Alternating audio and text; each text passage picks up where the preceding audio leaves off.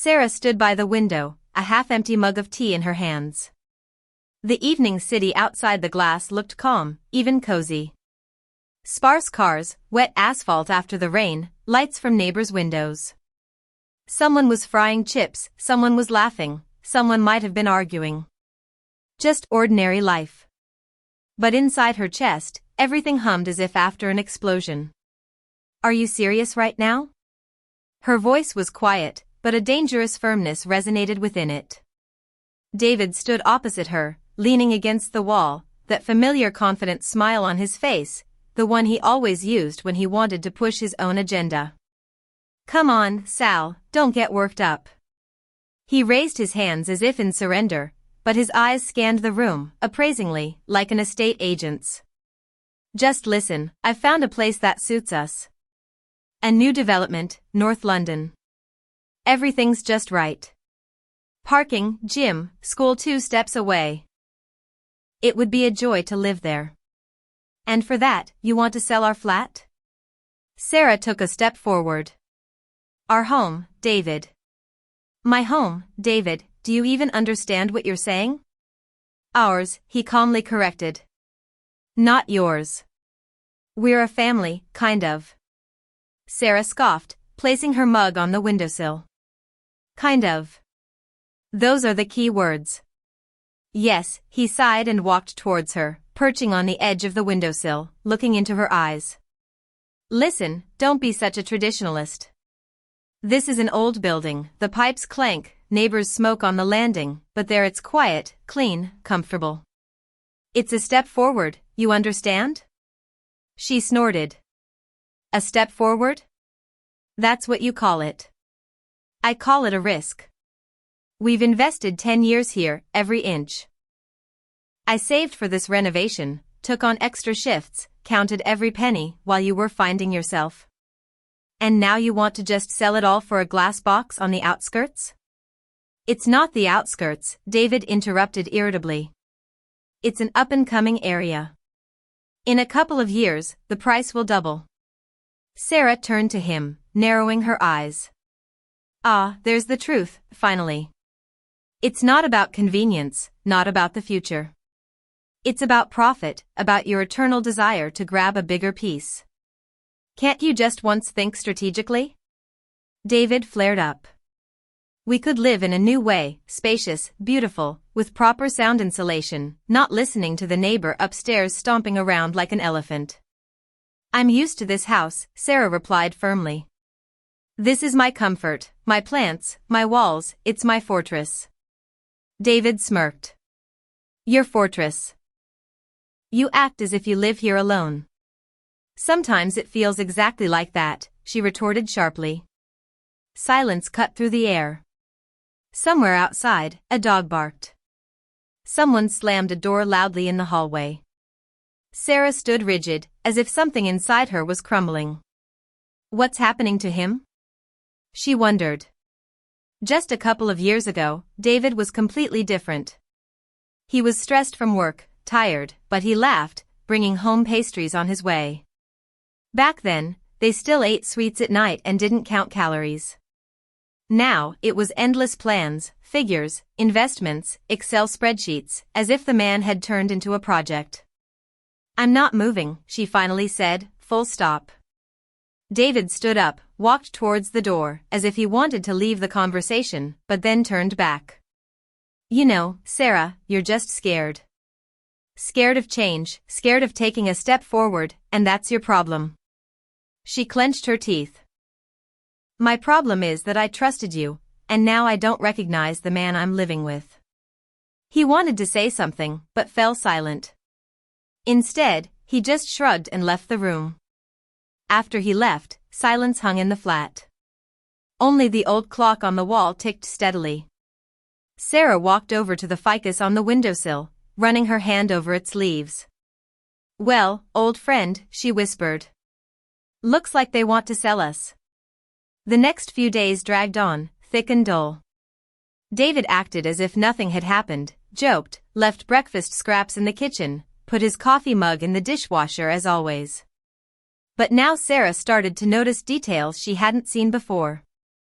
He checked his phone more often, turned away when someone texted, stayed late at work, came home late, looking tired but somehow cunning. Another late night, she asked once, when he quietly entered after midnight. Yeah, project's pressing, David mumbled, taking off his shoes.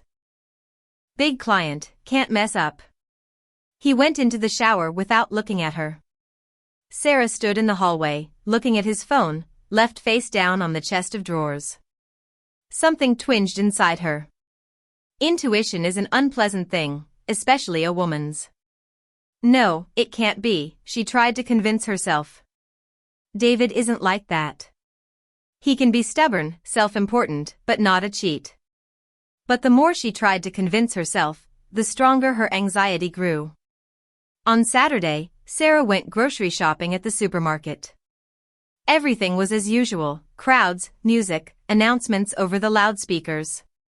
She took a trolley, habitually headed towards the dairy aisle, and then halfway there, she froze. By the glass window of a cafe, at a table by the window, sat David. Next to him was a young brunette, in a red dress, with a neat hairstyle and well-manicured hands. They were holding hands and talking in low voices. Sarah felt everything inside her drop, her heart hammered in her temples. Her breath hitched. She hid behind a pillar, disbelieving what she was seeing. No, it's not him. It can't be him. But when David laughed, she would have recognized his laugh out of 1,000. Sarah sat down at a nearby table, trying not to tremble, picked up a menu, as if she had just casually come in for a bite. Listen, Laura, just bear with me a little longer, David was saying. It's almost all sorted. You said that a month ago, the girl replied, annoyed. I'm tired of waiting. I've already planted the idea of selling in her head. Only a little left. She's soft, she'll give in. The main thing is not to push. Sarah froze. Every word was like a slap in the face. What if she changes her mind? Laura asked. She won't, David smirked. I know which buttons to press. We'll sell her 3-bedroom, put the new flat in your name, then I'll divorce her. Everything will be clean. Sarah felt a chill rise from her fingertips to her neck. And Sarah? Laura asked. Let her live wherever she wants. It's her own fault, he said lazily. They laughed. The world around her seemed to dim. The voices of people in the shopping center dissolved. Time stood still. Sarah left the cafe, not feeling her legs. The world became unreal, like a bad dream. Outside, it was drizzling. She walked for a long time, not seeing where she was going, until she found herself at home. She climbed the stairs, put the key in the lock. Her hands trembled. David's voice came from the kitchen. Hello, darling. How was the shop? Did you get everything? He sat with his tablet, whistling. So domestic, calm, as if nothing had happened. Sarah looked at him and, for the first time in her life, felt disgust. Real, icy disgust. I bought it, she replied briefly. Listen, I've been thinking, he continued. Maybe we should move after all? I found a better option with a river view. She listened and remained silent. That was it. She knew everything. But it wasn't time yet, it was still a game. Sarah smiled, nodded. Yes, David. Let's discuss it, but not today, tomorrow. He nodded contentedly, not noticing how her smile didn't reach her eyes. Sarah barely slept that night. She lay on her back, staring at the ceiling, listening to David's steady breathing beside her, and thought. His breathing used to be a sign of reassurance to her. It meant everything was fine, everything was under control, a loved one was beside her. Now, every breath echoed in her chest with the hum of betrayal. How could she have lived with such a person and not seen it? How could she have failed to notice the lies? Closer to morning, she no longer cried, all her tears were gone. Only a steely determination remained. She wouldn't throw tantrums, wouldn't seek direct revenge, let him think he had everything under control, let him dig his own grave. In the morning, David, as usual, started the coffee machine, scrolled through the news on his tablet, and chatted about nothing, as if yesterday had never happened. "Are you going to the office today?" he asked, not looking up. "Yes," Sarah replied briefly, tying her hair into a ponytail. "And maybe we could go to the cinema tonight," he suggested with feigned tenderness. "I found a film. They say it's a powerful drama." She said indifferently. "Could do. After 7. He nodded, smiled. The bait was taken. After he left, Sarah got out her phone, opened her laptop, and plunged into research. First, lawyers' addresses, then notaries, then a couple of numbers of acquaintances who used to work in real estate. No one knew she was preparing for war. In the evening, David came home late again, in a suit, with the scent of unfamiliar perfume. He said he was held up at a client meeting. Sarah didn't ask which one, the one in the red dress or some other client. She just served dinner, listening to his rambling chatter. "By the way," he tossed in casually, "I was thinking, how about I go to the developer tomorrow, find out all about the documents, get an estimate, so to speak?" "All right," she replied calmly. "Just no rush. It's a serious decision, after all." Of course," he smiled. "I'm doing all this for us, for us." Those words made something clench inside her. For the next 3 days, Sarah lived by a schedule. At work, no one would have guessed she was internally ablaze.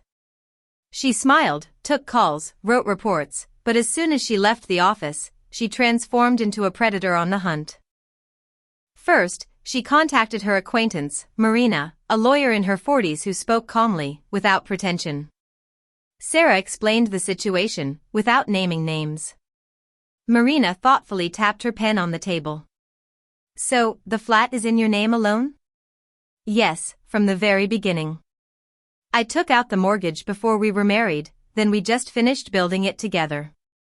"Excellent," the lawyer nodded. "This is your property.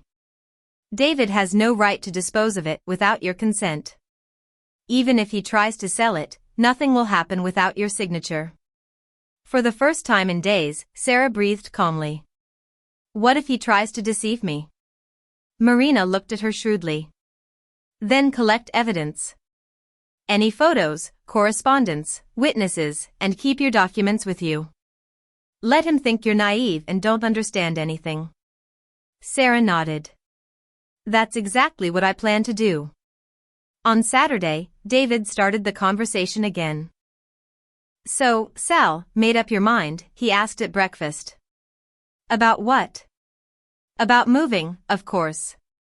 I told you, we shouldn't drag it out. There's a great option, we can book it right now." "How much is it?" she asked indifferently. "Well, with our 3-bedroom as a trade-in, the top-up won't be that much, around $1.5 million. "Right. And whose name will it be in?" She raised an eyebrow. He hesitated but quickly found an answer. "Well, it could be in my name. It'll be easier to arrange the mortgage that way. We can transfer it later if you want." "Of course. Later, when we're no longer us."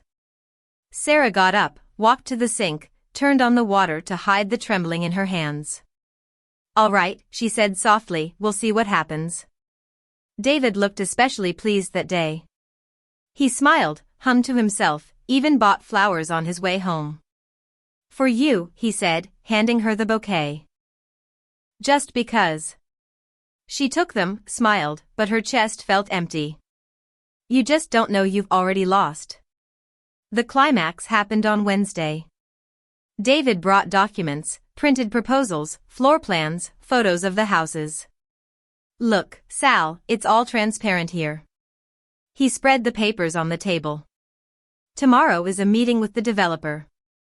If we sign the preliminary contract, they'll give us a discount." "Excellent," she nodded. "I'll be there." That night, she didn't sleep. She sat in the kitchen, drinking tea, looking out the window at the city's wet lights. Tomorrow, it would all end. In the morning, David was in high spirits. Suit, tie, a grin from ear to ear. "Don't worry, everything's under control," he assured her. "I've calculated everything." "I have no doubt," Sarah replied quietly. They arrived at the developer's office. A brand new white business center, glass walls, security, a coffee machine in the lobby. David felt right at home. "Wait for me in the car, okay?" he asked. "I'll just quickly clarify everything." Sarah suppressed a smirk. "Of course, go ahead." As soon as he disappeared behind the door, she took out her phone and dialed Marina. "It's all as you said," Sarah said briefly. "He's with the developer now, trying to arrange it without me." "Excellent. Let him pretend everything's going to plan. Just don't sign anything under any circumstances." 20 minutes later, David returned, beaming. "Well, it's almost all sorted.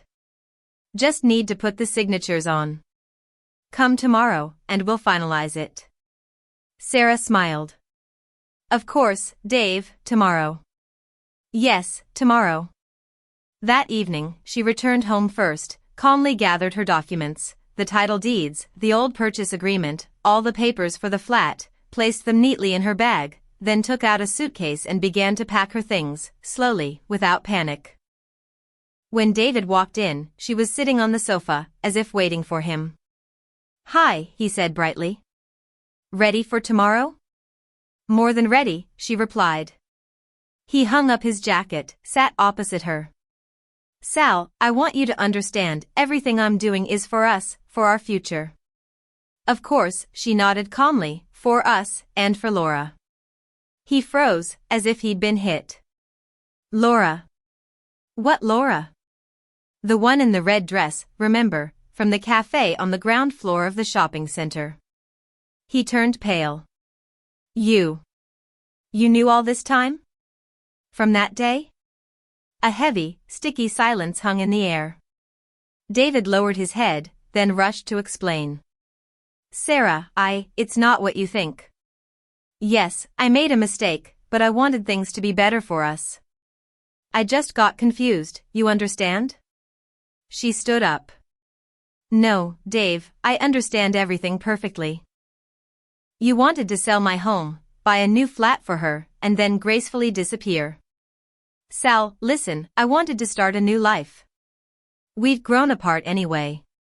You're cold, withdrawn, you're impossible to reach. I just wanted to be happy." She laughed, but the laugh sounded hoarse. "Happy at my expense? At the expense of taking away everything I lived for 10 years?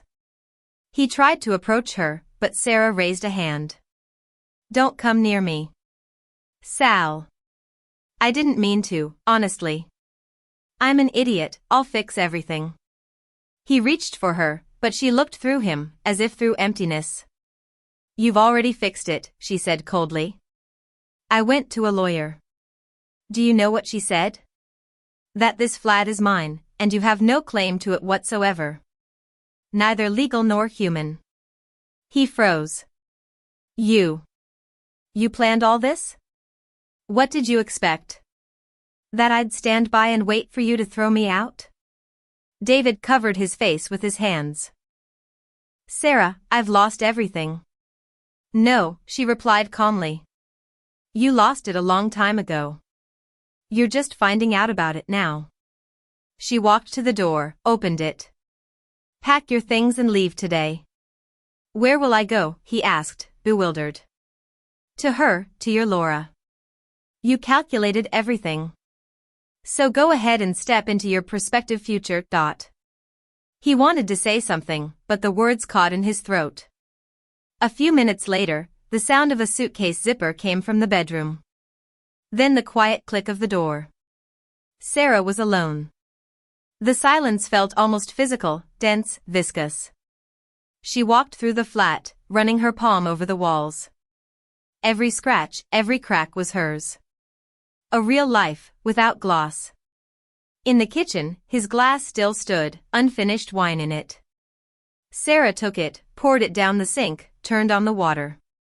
To a new level of life, she mumbled, watching the stream wash away the last drops of wine. Then she picked up her phone, opened her contacts list, stared at his name for a long time, and finally deleted it. Without anger, without drama, she simply drew a line. Outside, it was raining. For the first time in a long time, Sarah felt neither fear nor pain, but lightness. Everything had collapsed. But now she knew who was by her side. Or rather, who was no longer. She got out the watering can, walked to the window. The ficus reached for the light, and the geranium bloomed as if nothing had happened. "Well, old friend?" Sarah said softly. "We live on without him." And for the first time in many weeks, she truly smiled.